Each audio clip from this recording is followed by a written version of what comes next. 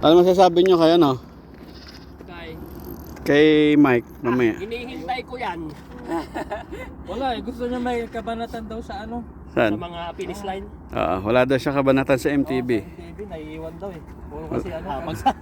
Puro daw kabsa. Ay welcome sa mga halimaw. Dito daw siya sa mga limo na road bike. Ano, may kabanatan. Ano masasabi mo kung sakaling may bike na si Michael? Kumanda na kami.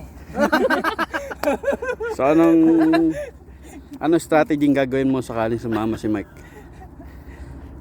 Tutok ka ba o babanatan mo si Ang Mike? gagawin mo, tutukan mo muna. Tapos ano, diretso na. Diretso na. Unahan ko na yan. Yung hindi mo na pagbibigyan pag nasa finish line na. Ano?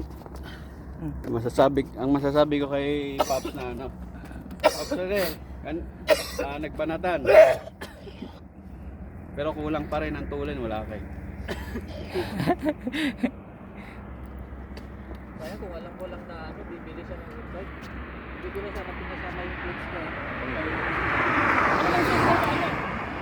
39. Yan, nagkukuntuhan yung mga mat. Ano bang size ng paa niya? Meron akong 39 doon. Maliit lang yun. Maliit lang pa. Sakto siguro. Mike, sa kanya. meron ka ng sapatos. Kung sakaling makabili ka man lang ng bike ha. Tapos meron kang ganitong jersey sa akin oh. Yung palos. Ano? Yun no? Ayos ah. Pag nakabili ka ng bike, di pare-parehas. Sa ulihan niya lang yun. Kung ano dati bili namin. Yung puti. Kung sakali. May cycling pa ako ganito, hindi ko na ginagamit. Yun oh. Bigay ang ganitong jersey. Dami na palang ano, sponsor. Bili ka lang ng bike. Oo. Unahin mo muna yung bike. Si Noel, anong day na si Noel pala?